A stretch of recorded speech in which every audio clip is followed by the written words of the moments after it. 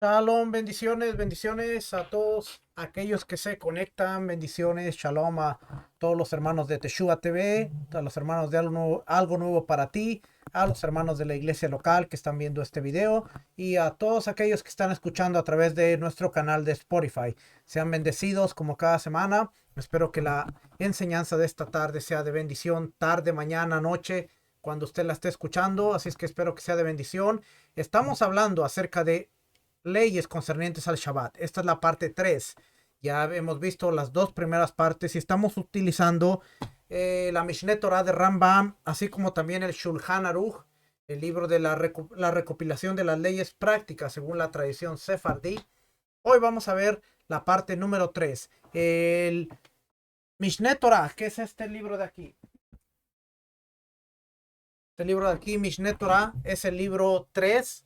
Como usted puede ver ahí, 3, la primera parte, es el libro de los tiempos. Ahí está, mire, primera parte. El Sefer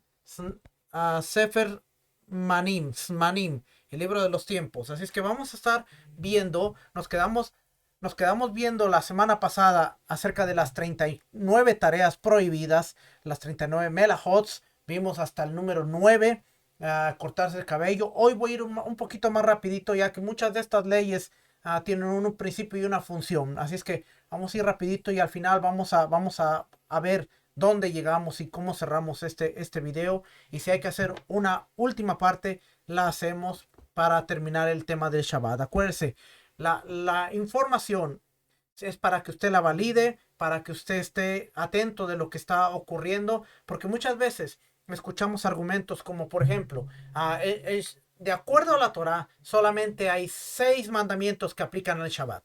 Y la gente corre con este mandamiento porque suena interesante, suena, bueno, solamente hay 6 cosas que tengo que hacer. Pero cuando nos ponemos a ver que desde la época cuando se dio el Shabbat, dentro de la construcción del tabernáculo, y Dios dice, tienen que cesar, y después de ahí viene el concepto de las 39 melajot, 39 tareas como tal, que aplican al Shabbat desde el Éxodo, desde ese tiempo.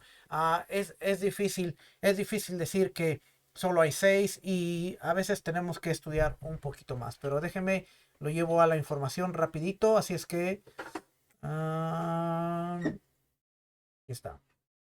Nos quedamos en el 9. Dice, el que se corta el cabello con un instrumento. ¿Cuál es la cantidad mínima que precisa cortarse para ser considerado culpable? 2 pelos. Y si se saca 2 pelos blancos de entre negros es culpable, aunque se saque uno solo, porque lo hace para no parecer anciano. Entonces un pelo blanco tiene la importancia suficiente como para ser culpable de transgredir el derivado de esquilar. Esto, hacer esto está prohibido incluso en días de la semana, por ser algo característico de las mujeres. Ver las leyes relativas a la idolatría, 12 días. Ahora, nosotros hablamos en este punto en cual en el judaísmo se prohíbe aún pintarse el pelo, porque eso es la costumbre que tienen las mujeres. Así es que yo sé que usted puede debatir esto y está bien, si usted lo quiere hacer no hay problema, solamente le estoy diciendo cómo se ven las leyes concernientes a todo esto. Pintarse el cabello, querer presentarse más joven, no está permitido dentro de lo que son las leyes del judaísmo y que tiene que su interpretación en la Torah. Así es que yo no estoy diciendo que esté bien, que esté mal, solamente estoy diciéndole lo que la Torah y sus interpretaciones nos dicen. El problema es que muchas veces somos tan rápidos para reaccionar que no entendemos. Lo estoy presentando la información, le estoy presentando lo que dice alrededor del mandamiento, leyes acerca del mandamiento, pero no lo estoy, en ningún momento estoy diciendo hay una condenación. Si usted lo quiere hacer, bueno, si usted quiere observar el mandamiento lo más apegado a su interpretación, bueno, pues ya sabe lo que tiene que hacer. Así es que siempre, al final del día, siempre la decisión final es de nosotros. Así es que seguimos leyendo por aquí.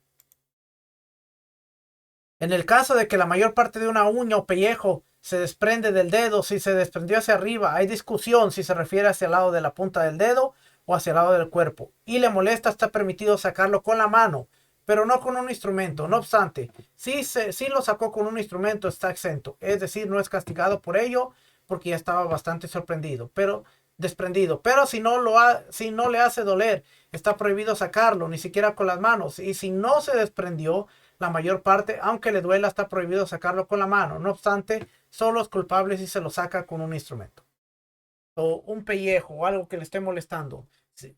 La clave de todo esto es que si usted puede dejar todas estas tareas para cuando finalice Shabbat, hágalo.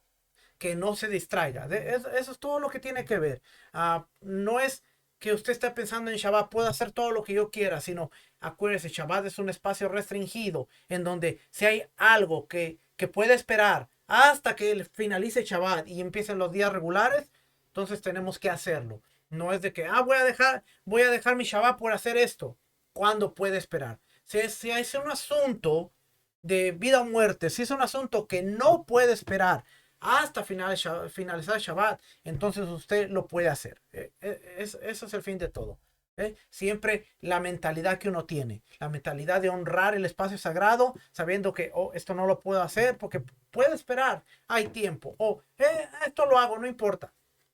Eso es todo. Así es que 10. El que emblanquece lana, lava, lana, lino o lana roja, así como todos aquellos materiales similares que suelen emblanquecerse, es culpable. ¿Y cuál es la medida mínima para emblanquecer de material a emblanquecer para ser culpable por transgredir esta labor? La medida que alcanza para hilar un hilo cuya longitud es igual al doble del ancho. Aquí está hablando de emblanquecer. 11. El que lava ropa en Shabbat es culpable de transgredir un derivado de la labor madre, emblanquecer. Y el que escurre una ropa para quitarle el agua está lavando y es culpable, debido a que es uno de los requerimientos de lavado, así como mezclar es un requerimiento para cocinar. La prohibición de escurrir no se aplica al cabello o a la piel, y el que lo hace no es culpable. No obstante, del lenguaje empleado por Rambam se entiende que si bien el que lo hace está exento, es decir, que no es castigado, está prohibido hacerlo. Y usted dirá, bueno, ahora habló del pelo, vamos a hablar de la higiene. Todavía no, espérese un momentito.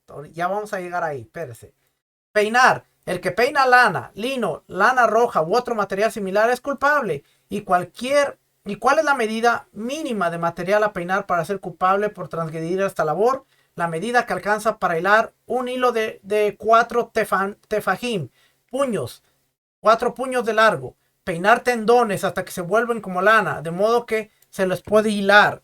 Es un derivado de la labor madre. Peinar y el que lo hace es culpable. No se considerará que está realizando la labor madre por ello. Es solo en los casos de un material que está hecho para hilar, lo que no se aplica el caso de los tendones. Teñir. El que tiñe un hilo cuyo largo es por lo menos 4 tefajim, puños, o si tiñe algo con lo cual es posible hilar un hilo, así es culpable de transgredir la labor de teñir. Y al final de aquí dice, todo el que hace una labor que no perdura en Shabbat está exento. Porque más arribita dice, el que tiñe con una tintura no permanente es en absoluto. Por ejemplo, si administra color amarillo o rojo sobre el metal o cobre, está exento, ya que no se impregna y se puede remover inmediatamente sin dificultad. Y aquí la clave dice, todo el que hace una labor que no perdura en Shabbat está exento. Elaborar un derivado de la labor madre, teñir, y que lo hace es culpable. Por ejemplo, si coloca el sulfato de hierro en líquido de agallas de roble, de modo que todo se vuelve negro, o istis, color azul extraído de una planta en agua, de azafrán,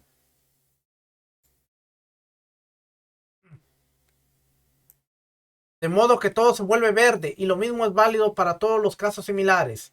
Hilar. El que hila cualquier fibra que se puede hilar una longitud de 4 tefajim, puños o más, es culpable. Tanto el que hila lana, lino, pelo, plumas o tendones.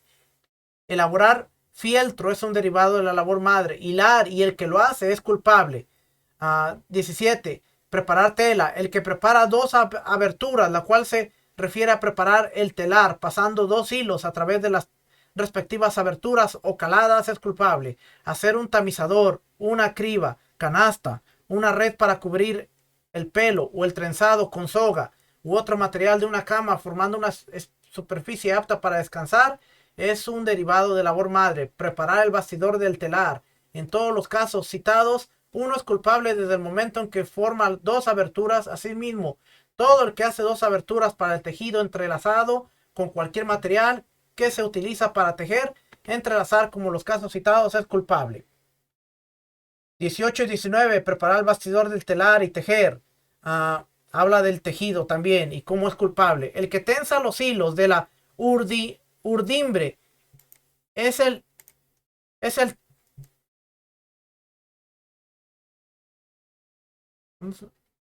¿dónde se fue? Aquí. El urdimbre es el tirador, y el proceso de plegar la urdimbre y entrelazar en ella los hilos de la trama es lo que se conoce como tejer. El que realiza la labor del tirador es culpable. Se trata de una de las 39 categorías principales de trabajo que están prohibidos en Shabbat. Golpear los hilos para que se separen y queden paralelos es una labor derivada de la labor del tirador, y por ende el que realiza es culpable. ¿Y cuál es la medida mínima de tejido? Por lo cual se hace culpable de haber realizado una labor prohibida. ¿Okay? Está hablando de tejer. Ordenar los hilos así y separarlos en el momento del tejido es un derivado de la labor madre tejer. Asimismo, trenzar los hilitos que sobresalen de una prenda es un derivado de tejer y es culpable si se hace. Una trenza de la medida de 2 dedos de largo. Deshilar. El que deshila dos hilos es culpable. Deshilar significa deshacer un tejido, tanto si se saca el hilo vertical del horizontal o viceversa, ya que cualquier tejido está compuesto de hilos cruzados. Se considera dividir y es culpable. Esto si no está dañado, sino que su intención es reparar, tal como hacen los que unen las prendas muy livianas cuando se rasgan, y en lugar de coser la parte rasgada hacen lo siguiente: dividen la prenda totalmente, luego la unen y vuelven a tejer los hilos hasta que las dos prendas o los dos trozos se hacen uno. Deshacer la trenza para arreglar es un derivado de la labor madre. Deshilar y su medida, por lo cual es culpable, es la misma con respecto a deshilar mismo. 21 y 22, anudar y desanudar. Y dice aquí,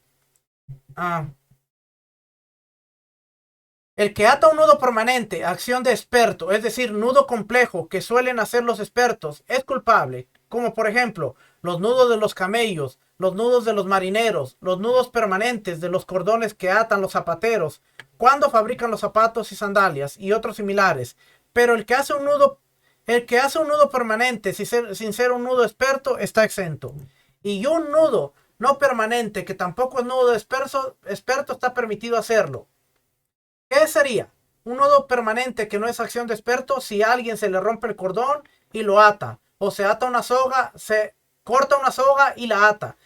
O si ata una soga a un balde. O si ata la rienda de un animal, está exento. Y lo mismo se aplica a cualquier nudo similar que hace un inexperto y que la gente lo ata para que quede permanentemente. Y está prohibido hacer un nudo de experto aunque no sea permanente. ¿Eso qué quiere decir?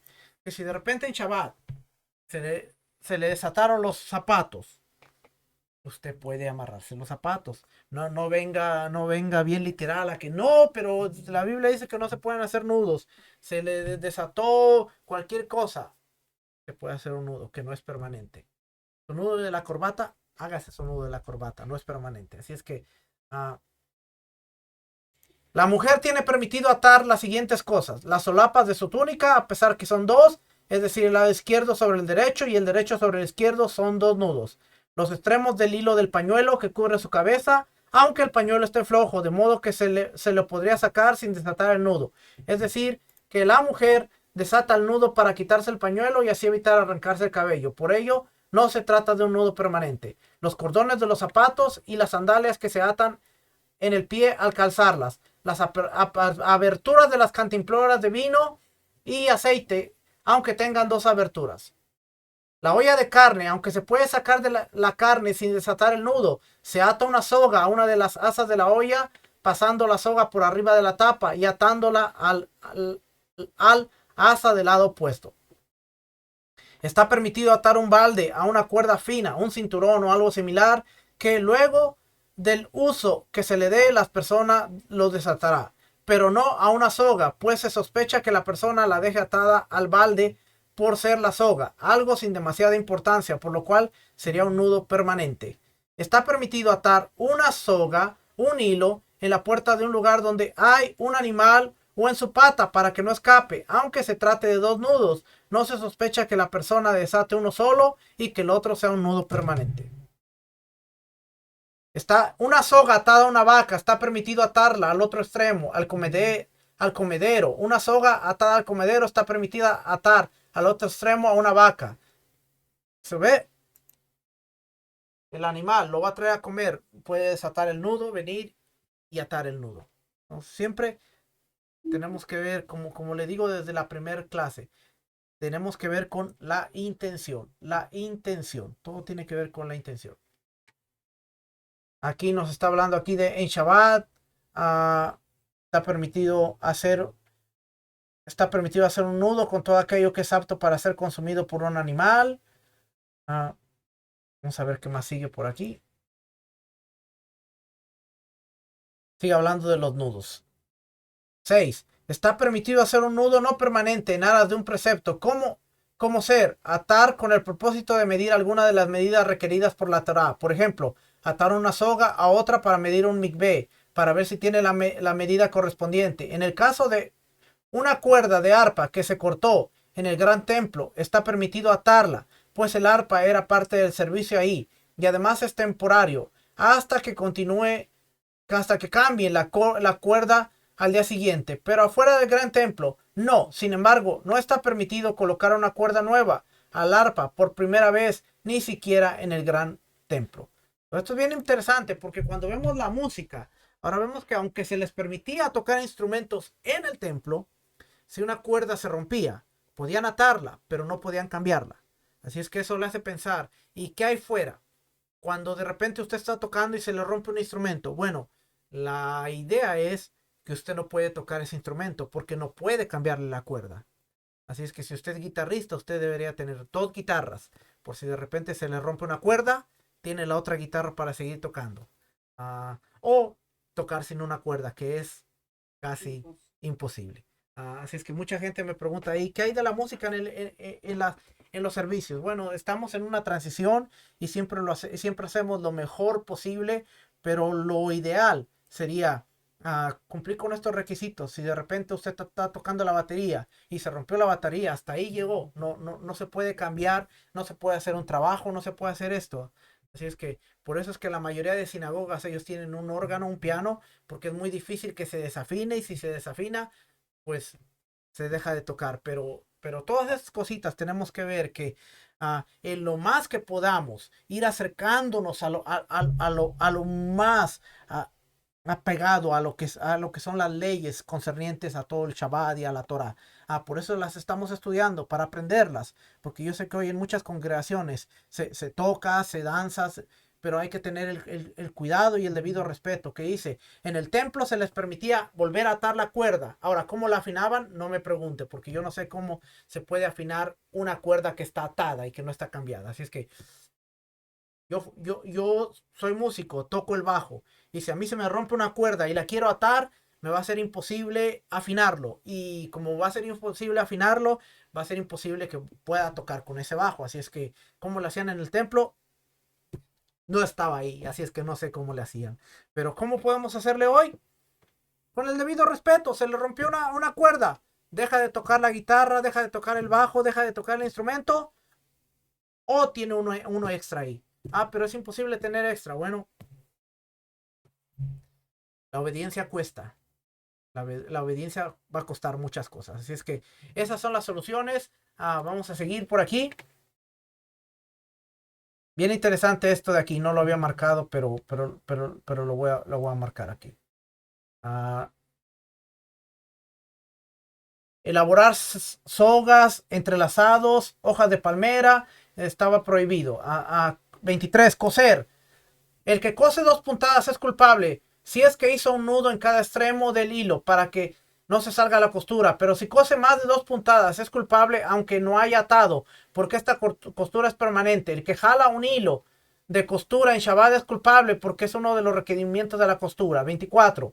Desgarrar, romper, cortar y rasgar. el que rasga una tela, una medida que requiere 2 puntadas para ser reparada, justamente con la intención de coser 2 puntadas, es culpable de transgredir la labor de rasgar. Pero el que rasga para dañarla está exento porque está arruinando.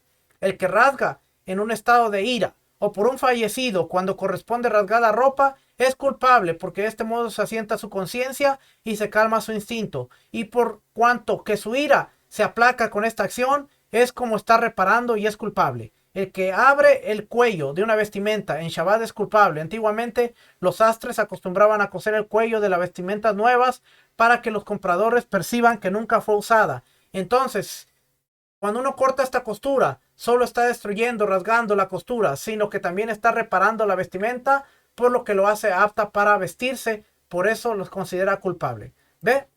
En la antigüedad, en el cuello, la parte del cuello, le ponían una costura, así como hoy cuando usted compra una chaqueta, un saco y que las bolsas están cerradas, para que usted vea que no fue usada antes y usted es el primero que la va a abrir. Bueno, hoy en día no se hace eso, pero es interesante ver el contexto para ver de qué aplica. Porque dice, el que rasga algo para calmar su furia. Eso quiere decir que lo hizo con una intención equivocada. Y que hemos estado hablando desde el primer video, la intención acerca de Shabbat. Así es que en la antigüedad, cuando alguien moría, se rasgaba sus ropas. Cuando alguien estaba enojado, rasgaba sus vestimentas. Eso quiere decir que estaba de alguna manera quitando todo su dolor, quitando toda su angustia, quitando todo su coraje con la vestimenta. Y eso lo hacía culpable. Hoy usted puede rasgar algo siempre y cuando no tenga la intención de decir, con esta toalla me desquito, ya me siento mejor. Ahí está involucrada la ira. Y ahí es otra cosa. Construir. 25. El que construye, aunque sea algo ínfimo, es culpable. Alisar el piso de una casa, por ejemplo, aplanar una elevación de su superficie o rellenar una parte baja es construir, y el que lo hace es culpable. En el caso de que uno pone una piedra y otro pone el barro a modo de cemento, el que puso el barro es culpable y el que puso la piedra está exento, porque sin el barro no se mantiene la construcción. Con respecto a la parte superior de la construcción, incluso si alguien simplemente levanta una piedra y la coloca sobre el barro, es culpable, pues no se pone barro arriba, por lo que esta acción está construyendo. El que construye sobre utensilios está exento, pues no es la manera de construir y además no perdura. Montar una carpa fija es un derivado de construir y el que lo hace es culpable. Asimismo, formar utensilios de barro, por ejemplo, en un horno o en un barril, incluso sin ponerlos al fuego, lo que constituye el último paso de su proceso, el cual hace que los utensilios queden duros y firmes, es un derivado de construir y el que lo hace es culpable. Asimismo, cuajar el queso es un derivado de construir, pues transforma la leche que es líquido en algo sólido, que es el queso, y el que lo hace solo es culpable si cuaja una cantidad equivalente a un higo seco o más. Insertar el mango del hacha en su agujero correspondiente es un derivado de construir y lo mismo es válido para todos los casos similares. Asimismo, el que encastra una madera a otra, tanto si la clava o la encastra directamente hasta que se une, es considerado que realiza un derivado de la labor madre construir y es culpable. 26. Destruir. El que destruye, aunque sea algo ínfimo, es culpable si es que destruye con la condición de construir. Pero si destruye a modo de daño, está exento. Destruir una carpa fija o separar una madera encastrada a otra es un derivado de la labor madre. Destruir. Y el que lo hace es culpable si es que tuvo la intención de reparar. ¿Cuál es la palabra que sobresale nuevamente? Intención. Todo lo que usted haga en Shabbat con la intención de desviar de la santidad del día y del día separado, lo considera culpable.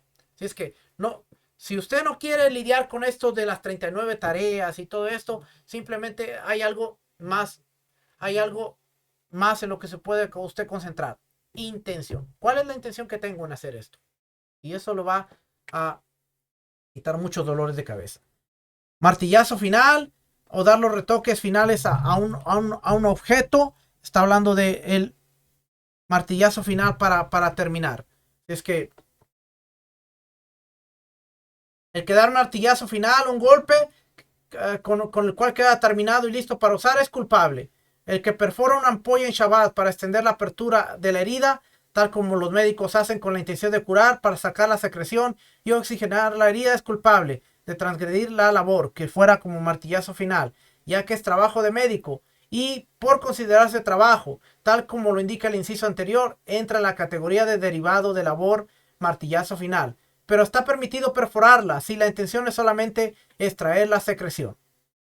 El que alisa una piedra, aunque sea mínimamente, es culpable de transgredir la labor de martillazo final. 28. Cazar.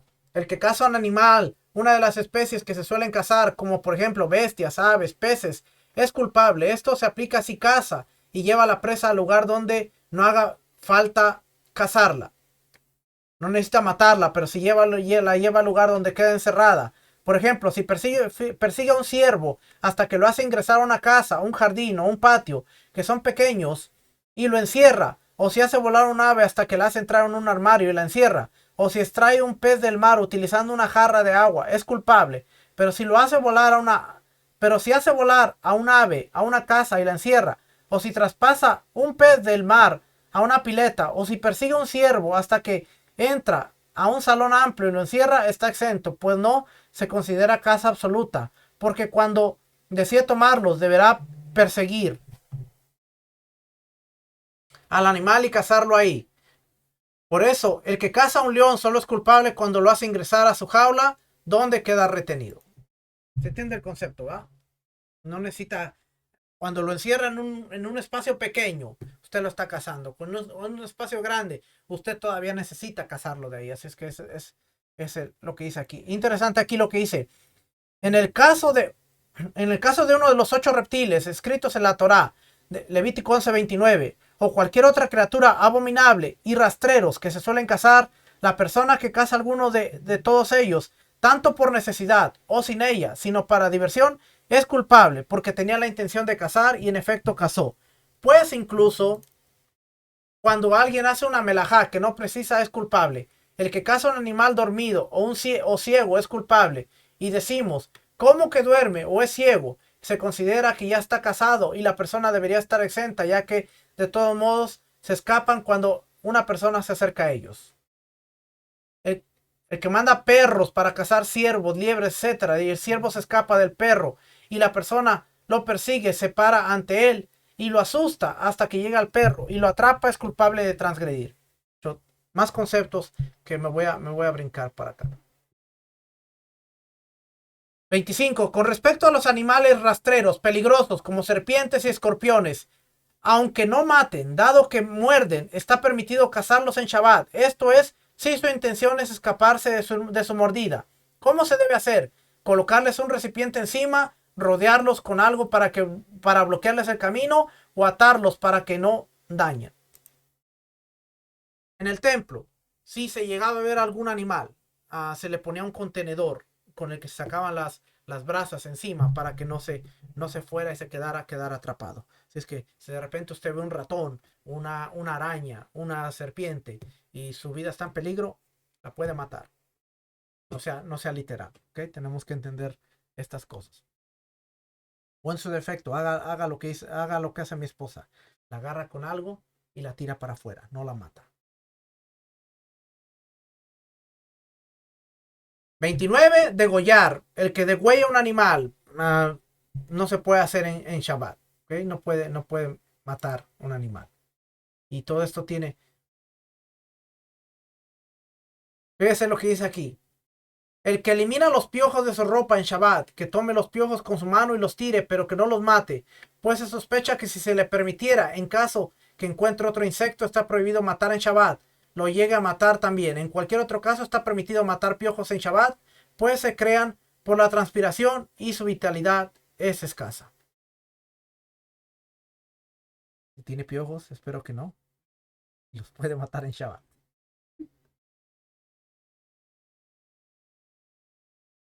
30, 31 y 32. Desollar, curtir y alisar el cuero, que tiene que ver con lo mismo de matar a un animal, quitarle la piel, a curtirla, el proceso de la piel, alisar el cuero. Todo tiene que ver con la piel donde se hacían los pergaminos. Está prohibido, ¿ok? Pero esto no lo voy a leer porque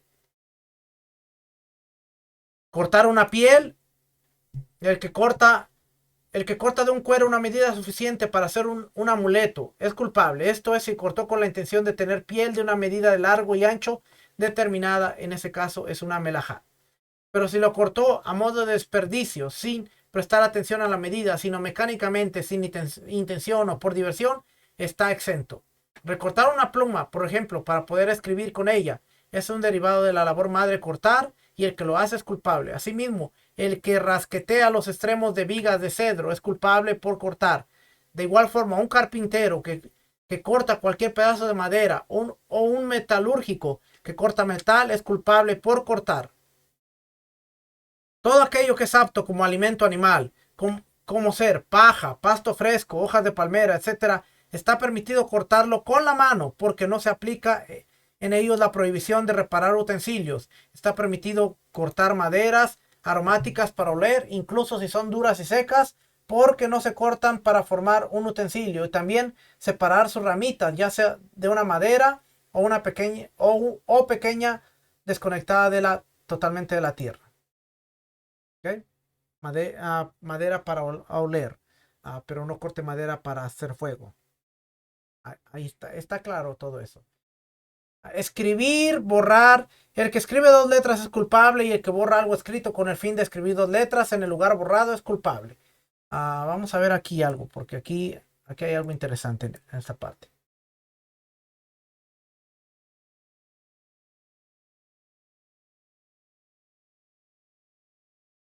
12. El que toma un pergamino o algo similar y escribe una letra en determinada ciudad y en ese mismo día va a otra ciudad y la escribe otra letra en otro pergamino, es culpable, pues se aproximan los dos pergaminos. Se puede leer conjuntamente sin necesidad de otra acción. El que escribe una letra, incluso sea de ella una palabra entera, está exento. ¿Qué significa ello? Por ejemplo, si se escribe una mem y todos la leen como abreviación, maser, diezmo, y si la escriben en lugar de un número, cada letra del alfabeto hebreo tiene un valor numérico y el de la letra mem es 40, está exento. El que corrige una letra y la convierte en dos, por ejemplo, si divide el trazo superior de la het, por lo cual quedan dos sign, es culpable y del mismo modo y lo mismo es válido para todos los casos similares. El que escribe en Shabbat es culpable solamente si escribe con algo que deja una marca que se mantiene, como ser tinta, holín, vermellón, sulfato de hierro y similares. Y si escribe sobre algo donde la escritura se mantiene, como piel, pergamino, papel, madera y similares. Pero el que escribe con algo cuya marca no se mantiene, como ser líquidos o jugos de fruta, y se escribe con tinta o similar sobre hojas de vegetales y sobre cualquier objeto de la escritura, no se mantiene, está exento. Solo es culpable el que escribe con una sustancia duradera sobre una superficie duradera. Asimismo, el que borra solamente es culpable si borra una escritura duradera de una superficie duradera. Por eso nuestros hermanos ortodoxos dicen que aún no se puede ni escribir en Shabbat. ¿Okay? Yo pienso que eso ya es un poquito yéndonos al extremo, porque dentro de Shabbat usted va a una congregación, usted va a tomar notas y la intención de tomar notas, en este caso, ojo, tomar notas es para estudiar, para validar la información y para seguir creciendo. Usted no se va a poner a escribir un libro, un recetario, no se va a poner a escribir cartas para los amigos. En este caso, usted está exento porque está escribiendo para su conocimiento y para su crecimiento. Y la escritura tiene que ver con el estudio de la Torah. Así es que por esa parte usted está exento. Esa es mi opinión. Usted se pone a escribir con otro fin, entonces hay que reflexionar. Pero cuando usted dice, no, yo estoy tomando mis notas de la enseñanza pues, para validarlas, usted está exento. Todo es la intención, exactamente. Trazar líneas, la misma aquí. Encender fuego o avivar una llama. El que enciende fuego, aunque sea ínfimo o mínimo, es culpable. Esto es si necesita las cenizas, pero si lo enciende de una forma destructiva, está exento, ya que arruina. El que quema El que quema la cosecha de su prójimo o quema su casa es culpable, a pesar de que arruina, porque su intención es tomar venganza de su enemigo, y resulta que con esta acción su mente se asienta y calma su ira, de modo que es como el que rasga la vestimenta por un difunto por la ira, que es culpable, y el que daña al prójimo durante una pelea, pues en todos estos casos, si bien está arruinando y dañando, está satisfaciendo o reparando y apaciguando su instinto de mal. Asimismo, el que enciende una vela o maderas, tanto para una calefacción como para la iluminación, es culpable. Calentar un metal para endurecerlo a través de su posterior empapado con agua es un derivado de la labor madre encender fuego, y el que lo hace es culpable. Y usted dirá, ¿cómo mantenían los hebreos su fuego? Antes de iniciar el Shabbat, ellos prendían su fuego, prendían su fogata, y ese fuego con esas brasas les ayudaba a mantener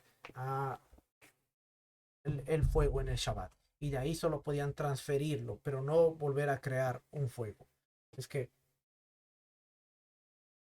el que extingue, aunque sea solamente un poco de fuego, es culpable. Tanto el que extingue una vela o una brasa de leña. Pero el que apaga una brasa de metal está exento. Si tiene intención de endurecer el metal, es culpable. Pues eso hacen los herreros. Calientan el hierro hasta que quede como una brasa y lo apagan con agua para endurecerlo. Este es el significado de endurecerlo. Tanto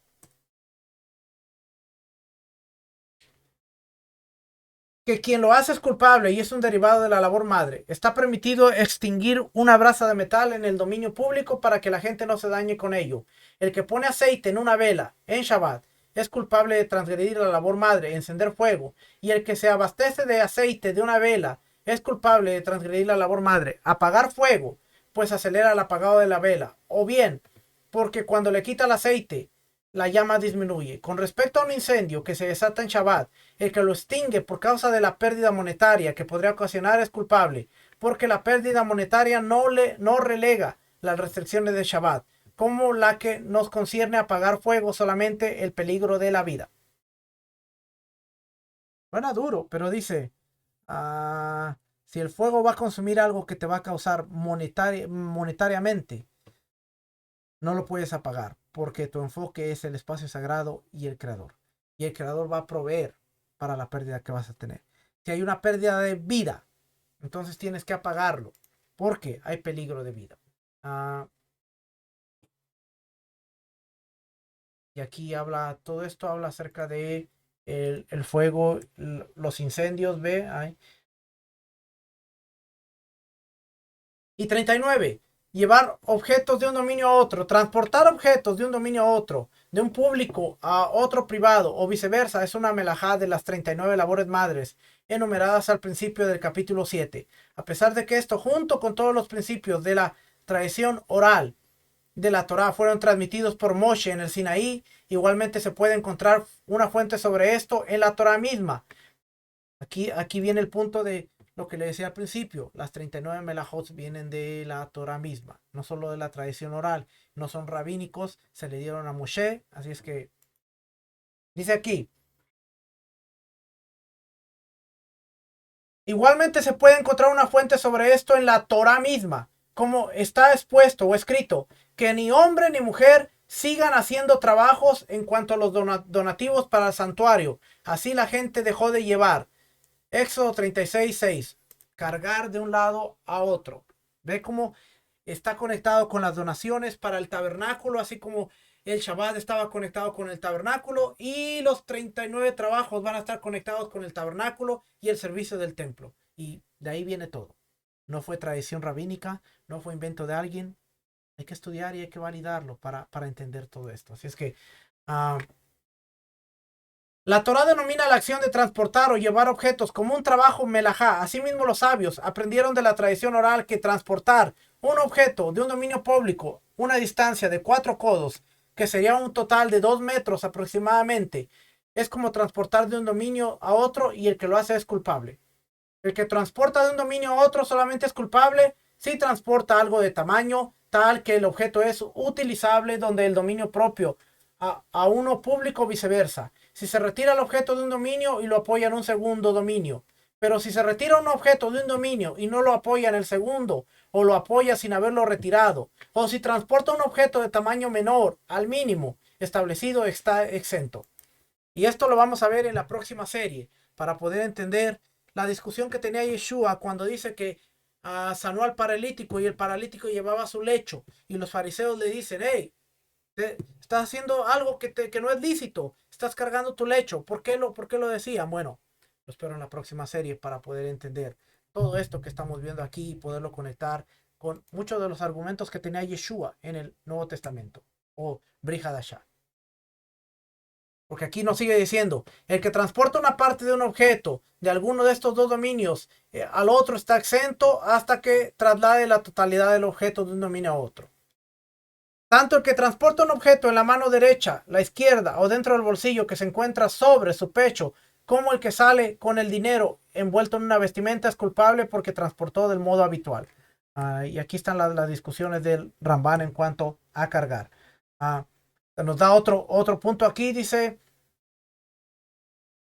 vamos a leer de aquí del principio, dice, asimismo, el que transporta un objeto sobre su hombro es culpable, a pesar de que la carga está por encima de 10 tefajim, puños, en el dominio público. Y en general, a partir de esa altura está exento. Pues así era la carga de los coatitas en el tabernáculo. Como dice, cargarán los elementos más sagrados sobre sus hombros. Número 7-9. Y todas las melajot se derivan del tabernáculo. Nuevamente, en el tabernáculo. Y ahí está conectado como los coatitas cargaban el arca, cargaban la mesa de los panes, cargaban la menorá sobre sus hombros. Voy a brincar. Todo esto tiene que ver con cargar. Déjenme ver por aquí dónde está la siguiente parte.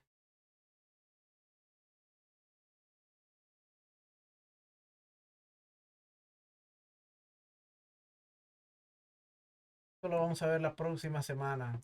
Muchas de estas cosas que tienen que ver con el cargar. Cargar aparte.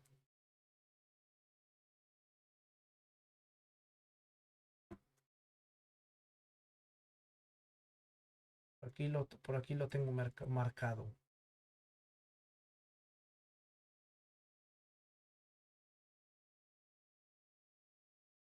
Pues todo tiene que ver con la intención, ¿verdad? Así es que vamos a entrar a la parte de...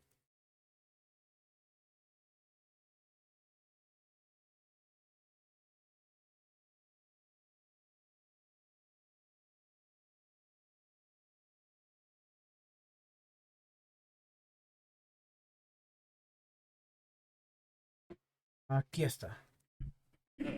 Algo bien interesante que quiero compartir con ustedes. Aquí esta parte donde dice descanso de esclavos. Tal como una persona tiene el precepto del descanso de sus animales en Shabbat, así también tiene el precepto del descanso de su esclavo y su sierva. Y a pesar de que ellos tienen conciencia y actúan por su cuenta, es un precepto para el amo cuidarlos e impedirles hacer melajá en Shabbat, como expone, para que descansen tu toro y tu asno y que reposen en él el hijo de tu sirvienta y el extranjero, o sea, el residente no judío. Éxodo 23:12. Esto es interesante porque hoy, en este tiempo, hay mucha gente que Dios le ha dado el privilegio de tener compañías. Y esta gente dice, bueno, yo estoy guardando Shabbat, pero mis trabajadores trabajan en Shabbat. Y de acuerdo a lo que acabamos de leer, usted es responsable para que aún sus trabajadores descansen en Shabbat. Así es que si usted, oiga bien, si usted es el dueño de la compañía y usted puede tomar las decisiones, usted debería estar descansando en Shabbat y sus trabajadores descansar en Shabbat. La compañía se cierra, nadie trabaja. Así que eso de que yo guardo Shabbat, pero la gente que quiere trabajar, bueno, es opción de ellos, no está permitido dentro de la Torah, hermano, porque a veces somos tan ágiles en armar tanto pretexto. Somos tan astutos que decimos, no, pero yo estoy guardando Shabbat. Sí, pero tu compañía está trabajando. Ahora, si tú eres parte del sistema en donde tú eres jefe, pero estás sujeto a un jefe, tú no puedes tomar la decisión. Así es que, ¿qué te queda? La compañía sigue corriendo porque tú eres parte de la compañía, pero no es tu compañía. Tú eres, ellos están bajo tu responsabilidad, pero no es tu responsabilidad porque no es tu compañía. De que estamos hablando en el caso de que tú eres el dueño de la compañía. Tú puedes tomar la decisión. Si tu compañía no está cerrando en Shabbat, estás violentando lo que es guardar el Shabbat. Porque aunque tú lo guardes, la familia no, los trabajadores no lo están guardando. Y eso es sumamente interesante. Es que quería compartirlo con usted porque eso me pareció interesante.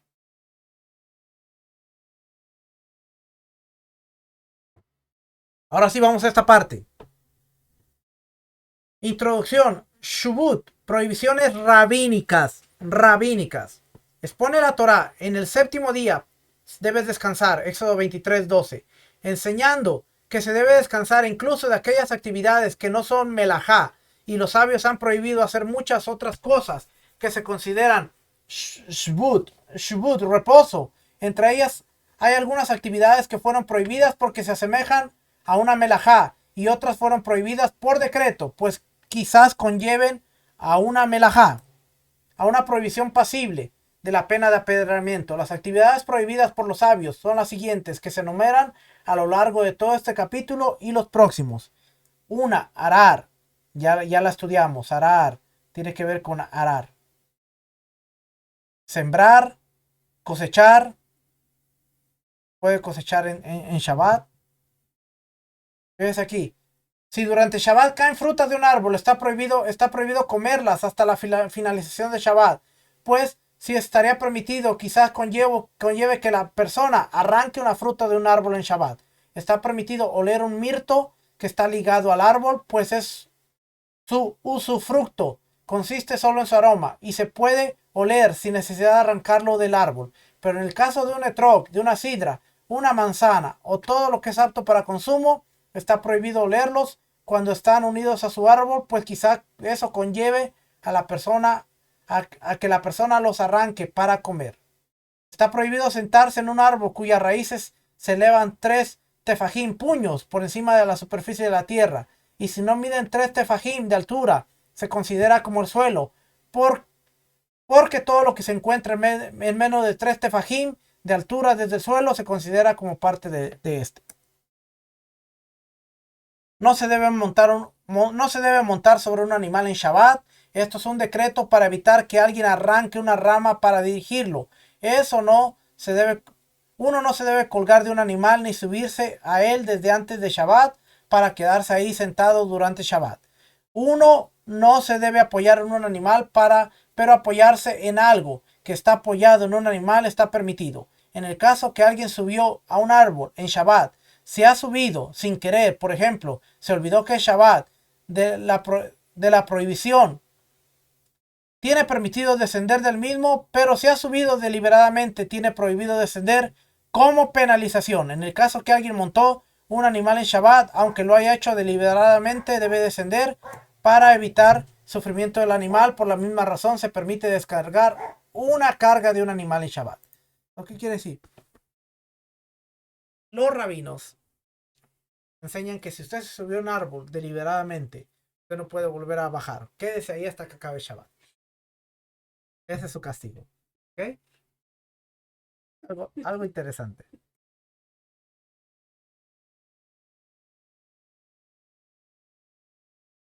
El que une frutos hasta que se convierten en un solo cuerpo es culpable de transgredir la provisión de agavillar. Por tanto, si a alguien se le desparraman sus frutos en su patio, los recoge de a poco y los come, pero no los pongan en una canasta ni en una cajita, ni en una caja tal como lo hacen en días de la semana, porque si obra así, quizás los presione con su mano contra el interior de la caja y llegue así a agavillar a sí mismo. Uno no debe recoger sal o algo similar, ya que la impresión de que agavilla, pero en realidad no es agavillar, porque esta prohibición se aplica solamente a los productos que crecen en la tierra.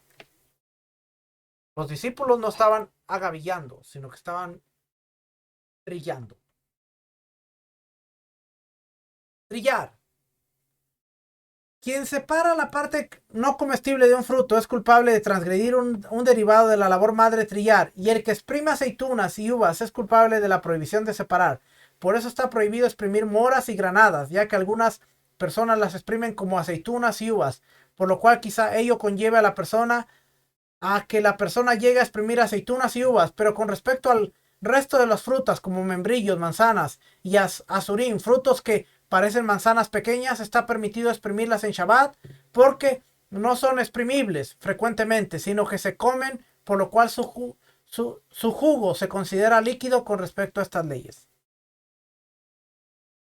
Acuérdese, estos son los decretos rabínicos que vienen siendo lo que guardaban los fariseos. Y de alguna manera, cuando vemos estas cosas, que algunas son las melajot y otras son los decretos farisaicos, rabínicos, podemos entender el argumento de Yeshua con los fariseos. Ellos decían, no, no está prohibido porque si permitimos esto, la gente va a creer que puede cosechar y que puede hacer y que puede transgredir uno de los 39 mandamientos. Así es que lo que le estoy leyendo son los decretos rabínicos y podemos entender la parte de Yeshua. Y usted dirá, bueno, pero en ese tiempo no que no había rabinos, no, pero había fariseos. Y el estilo de vida del fariseísmo es lo que después del año 130 de la era común se conoció o convirtió como el rabinismo o el rabinato. Así es que fariseo es igual a los rabinos, porque su filosofía fue la que arrastró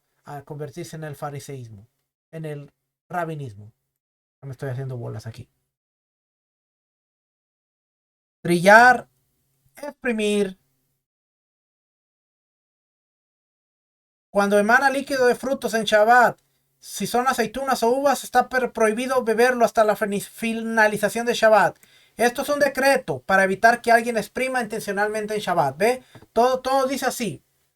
Los líquidos que salen por sí mismos de aceitunas y uvas que fueron trituradas en la víspera de Shabbat están permitidos. Asimismo, los líquidos que salen en Shabbat de panales que fueron triturados en la víspera de Shabbat están permitidos, pues en este caso no hay lugar para un decreto prohibitorio, puesto que ya han sido triturados en la víspera de Shabbat. Decretos rabínicos. Por eso se lo estoy leyendo. Aventar, seleccionar o separar. Aventar y seleccionar o separar son labores madres, por lo tanto, a pesar de que está permitido extraer los granos de las espigas con las extremidades de los dedos, cuando alguien sopla para separar los granos de los restos, lo debe hacer en lo que tiene una sola mano, pero está prohibido hacerlo en una bandeja. Aquí puede entender más el contexto de los discípulos. O un plato grande. Esto es un decreto para evitar que lo haga con un tamizador o criba, por lo cual es culpable. Filtrar sedimentos es un derivado de seleccionar. Usted puede agarrar las espigas del trigo, soplarlas con la mano y puede comerlas. Pero si usted toma las espigas, las pone en un plato o en un tamizador en donde ellos sacudían la basura, está culpable. Los discípulos, dice claramente, las tomaron con sus manos y las frotaron para comerlas. No estaban utilizando, así es que dentro de aún del decreto rabínico, no estaban violentando ni el decreto rabínico. Sante. Moler, cortar verduras en trozos pequeñitos para cocinar es un derivado de moler y el que lo hace es culpable. Por consiguiente, no se debe cortar shahat, vegetales que se cosechan antes de su maduración para alimentar animales, o algarrobas en trozos pequeños ante un animal, ya sea pequeño o grande, porque parecería que se está moliendo, pero no se considera moler, porque moler no se aplica a los frutos, pero se permite cortar calabaza ante un animal y carroña ante perros, y se permite desatar gavillas de heno ante un animal y separar con la mano pequeñas gavillas, pero no gavillas grandes debido a la molestia que implica. Acerca de la curación en Shabbat, el que necesita triturar granos de pimienta o similar para aderezar su comida en Shabbat, que lo haga con el mango de un cuchillo y en un plato, pero está prohibido hacerlo con un mortero, y si alguien lo hace es culpable, porque ello es moler. Por consiguiente, una persona sana tiene prohibido tomar medicina en Shabbat para evitar que llegue a moler especies. Esto es la razón de las leyes de los próximos incisos. ¿Cómo esto? Una persona sana debe evitar consumir alimentos que las personas sanas no suelen comer, como tomillo, pía, tipo de hierba, ni alimentos laxantes como el ajenjo y similares. Asimismo debe evitar beber cosas que las personas sanas no beben, como el agua en las que sirvieron especies y hierbas. Las personas pueden consumir alimentos y bebidas que los sanos suelen comer, como cilantro, cuscuta e hisopo. Esto es a pesar de que son curativos. 2. Asimismo, los aceites que los sanos suelen usar para untarse, está permitido untarse con ellos en Shabbat, incluso con fines curativos.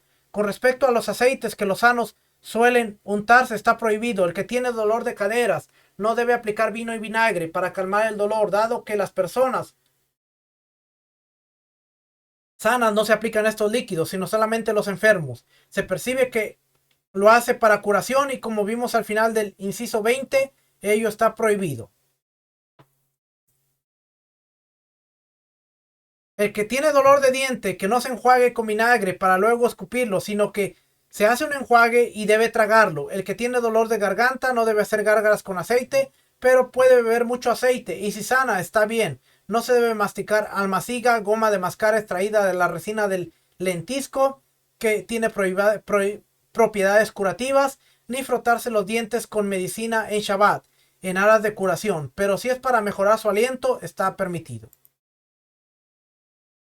La higiene y el aliento está permitido.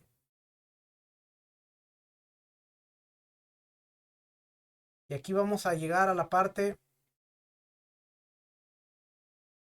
Quiero llevar por final a la parte última. Amasar. No se puede hornear. Que mezclar con agua con harina es culpable de transgredir la prohibición de amasar. En Shabbat no se debe alimentar a los animales, bestias y aves de la misma manera que en la semana, pues ello podría llevar a la persona que machaca legumbres, amase harina y labores similares. So, tiene que haber una diferencia entre lo que es los días regulares y el Shabbat. Llegamos aquí. Esto está en la parte capítulo 22. ¿Por qué los sabios prohibieron entrar en Shabbat a una casa de baño? Decreto rabínico. No está dentro de las 39 prohibiciones, pero es un decreto rabínico. ¿Ok? So, vamos a ver aquí. Con eso dicho, vamos a cerrar con esto. ¿Por qué razón los sabios prohibieron entrar en Shabbat en una casa de baños? Debido a que los bañeros calentaban el agua en Shabbat y decían que fue calentada en la víspera de Shabbat. Por ello los sabios decretaron que una persona no debe ingresar a una casa de baños en Shabbat, incluso si es solo para transpirar a modo de sauna. Además decretaron que en Shabbat no se debe lavar todo el cuerpo con agua caliente, aunque haya sido calentada antes de Shabbat. Pero lavarse la cara, las manos y los pies está permitido. ¿En qué caso se aplica lo antedicho? En el caso de agua calentada por fuego, por ser un decreto rabínico, ¿ve? Aquí dice bien claramente, por ser un decreto rabínico, para que la persona no ingrese a una casa de baños, pero lavarse todo el cuerpo en las termas de Tiberia o similares está permitido, y está prohibido bañarse en el agua caliente de las cuevas, porque en la cueva hay vapor y la persona transpira y resulta que se asemeja a una casa de baños. ¿Qué es una casa de baños? Una casa de baños es un lugar donde había baños públicos, donde la gente iba y se bañaba, la gente entraba a hacer sus necesidades y eran casas públicas donde usted iba, pagaba una cantidad, iba, se bañaba y salía.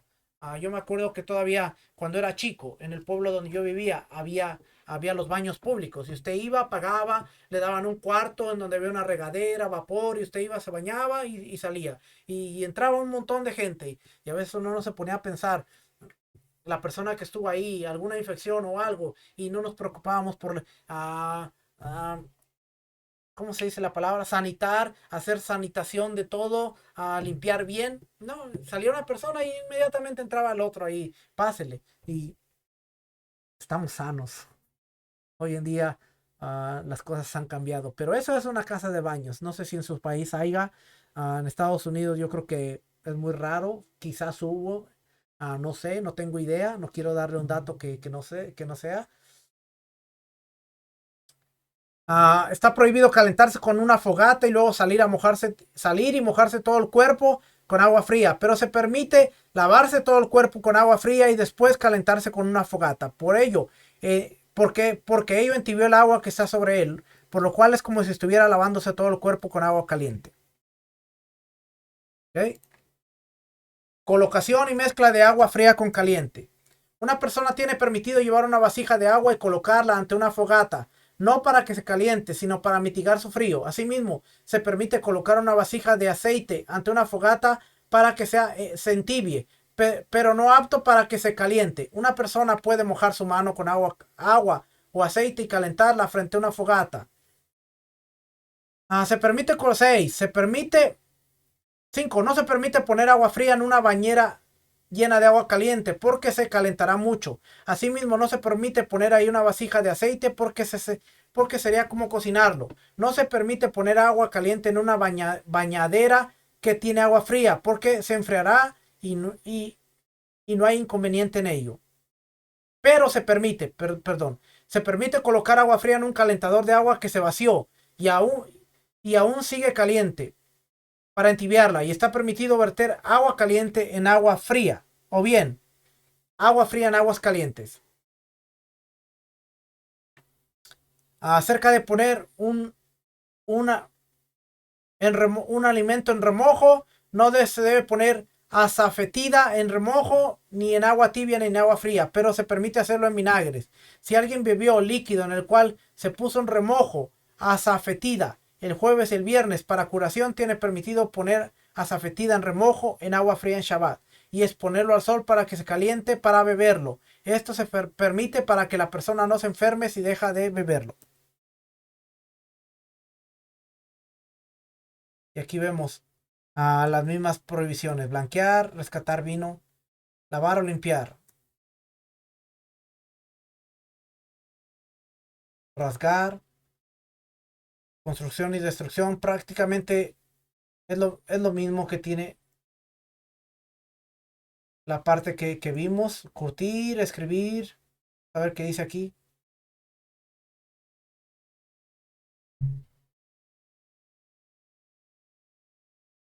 Dice aquí: es un decreto rabínico que en este día sagrado está prohibido pedir prestado y prestar o devolver a largo plazo, porque ello podría llevar a una persona a escribir un comprobante de la transacción. Por el mismo motivo está prohibido comprar, vender o alquilar. Una persona no debe emplear trabajadores en Shabbat, ni decirle a un semejante que emplee trabajadores para él. Pero pedir prestado y prestar o devolver a corto plazo está permitido, porque en este caso no se suele escribir un documento. Una persona tiene prohibido pedir prestado jarras de vino y aceite. Solamente se le exige que no use el término dame como prestado, cuya expresión en hebreo halba implica que es devolver a largo plazo, por lo cual podría llegar a escribir. Vender algo de palabra o entregándolo está prohibido, ya sea mediante una balanza o sin ella. Así como está prohibido pensar, también está prohibido contar y medir, ya sea con un instrumento de medida o con la mano o con una soga. Ve lo que le estaba diciendo: el escribir. Si usted está escribiendo con la intención de que no sea de estudiar la Torah, está transgrediendo. Déjame ver aquí qué dice.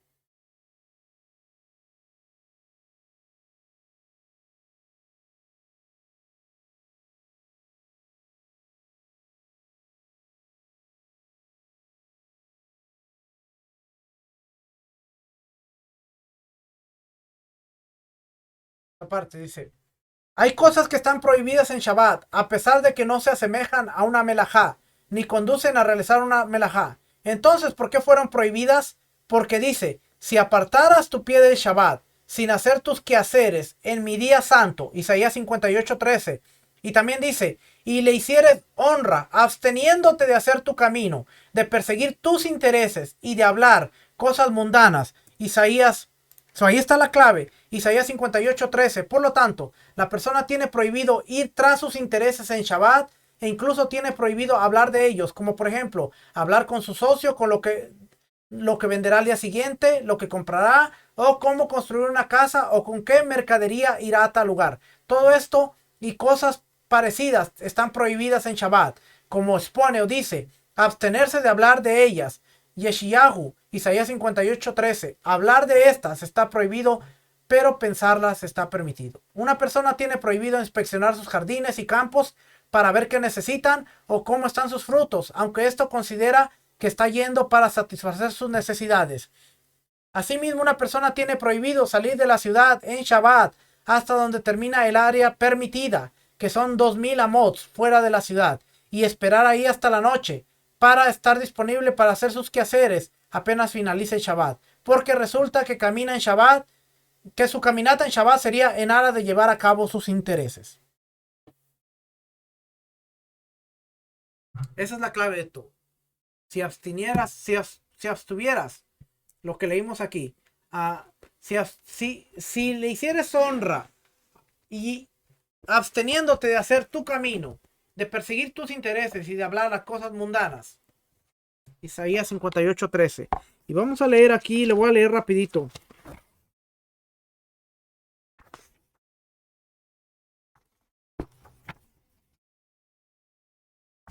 Me pasé con 6 minutos.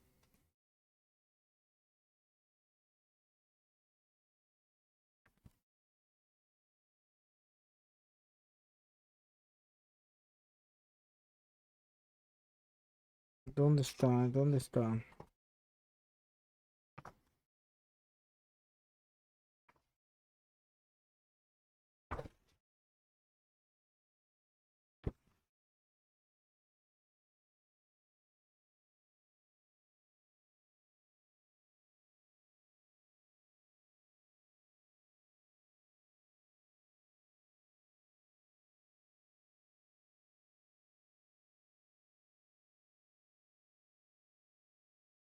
Página 139 del Shulchan Aruch.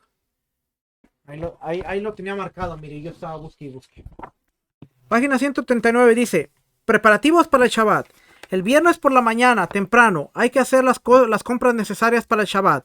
Aunque si se dispone del personal a su servicio, hay que esforzarse en efectuar uno mismo una obra para honrar así el Shabbat.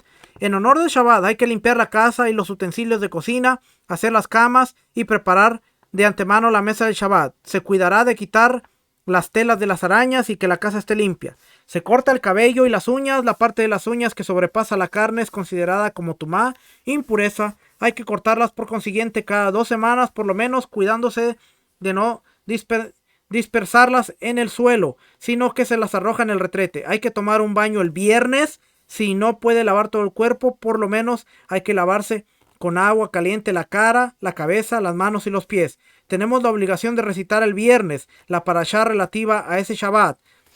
5. Debemos llenarnos de alegría a la llegada del Shabbat, día de santidad, kedushá y de delicia. Imaginémonos los preparativos que haríamos para recibir a un invitado importante, cuanto más para acoger a la reina Shabbat.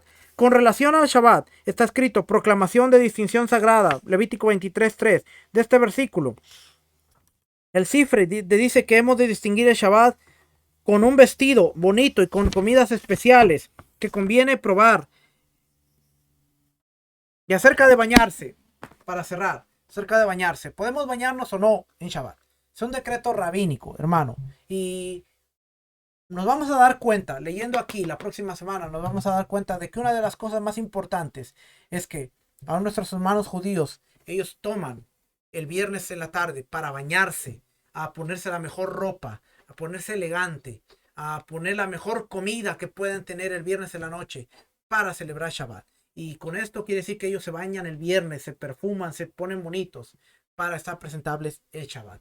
El sábado usted se puede levantar, se puede lavar su cara, se puede lavar su boca, puede arreglarse. Las mujeres pueden verse presentables siempre y cuando no le tome una gran cantidad de esfuerzo. Pero es un decreto rabínico, hermano.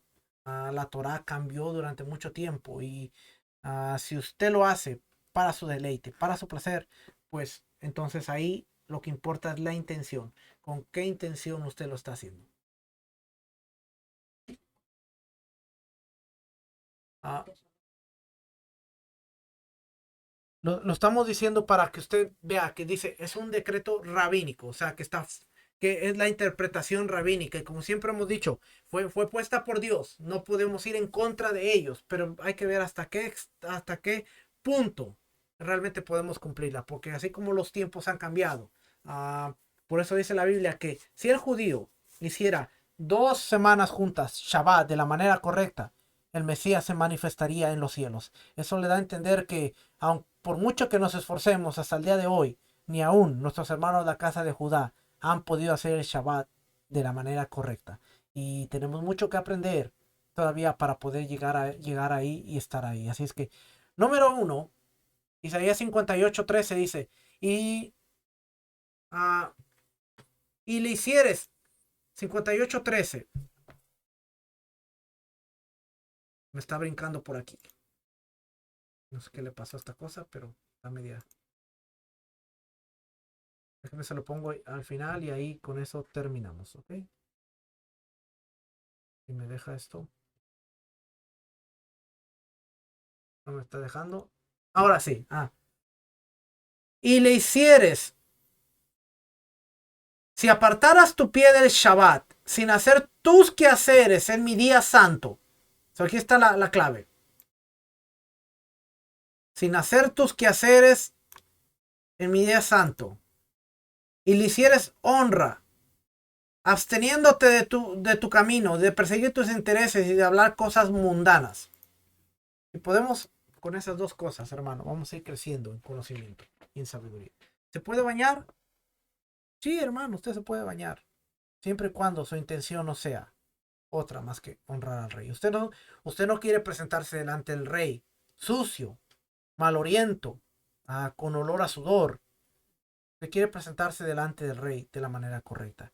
Y lo que hacemos en Shabbat, dentro de las congregaciones, las Kehilás, es nos presentamos delante del rey en su santa convocatoria. Así es que usted quiere estar lo más presentable posible. Si usted dice, yo me voy a abstener, me voy a bañar el viernes en la tarde, me voy a rasurar, me voy a hacer todo lo posible que tenga para el sábado estar presentable, Baruch Hashem. Eso tiene que ver con la preparación del Shabbat, de estar siempre presentables. Así es que no estoy en contra de los decretos rabínicos, pero sí tenemos que ver que algunas cosas fueron al extremo por el tiempo en el que estos decretos estaban creciendo.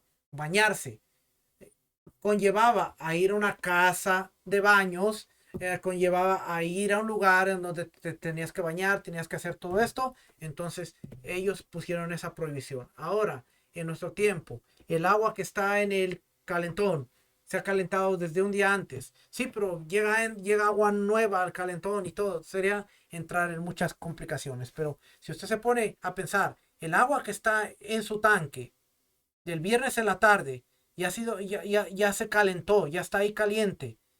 Y el agua que está entrando está entibiándolo. Así es que usted no está haciendo ningún esfuerzo en ello.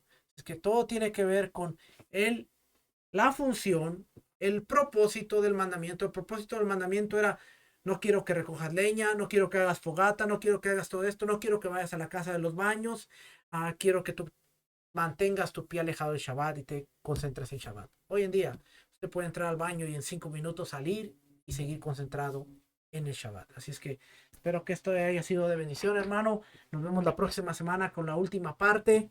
En la última parte vamos a ver los preparativos y dentro de los preparativos vamos a ver lo que se hace el viernes durante el día y el viernes en la tarde para entrar al Shabbat. Y qué hacemos en Shabbat. Y con eso vamos a concluir la serie de las leyes relativas al Shabbat. Hermano, si estos estudios están siendo de bendición, déjenos un comentario, déjenos su impresión para seguir creciendo, seguir, como siempre le decimos, no me crea, no crea todo, valídelo, pero ayúdenos a seguir validando la información y seguir creciendo. Que el Eterno les bendiga, que el Eterno les guarde, familia. Nos vemos la próxima semana en la parte 4 de leyes concernientes al Shabbat. Bendiciones. Shalom.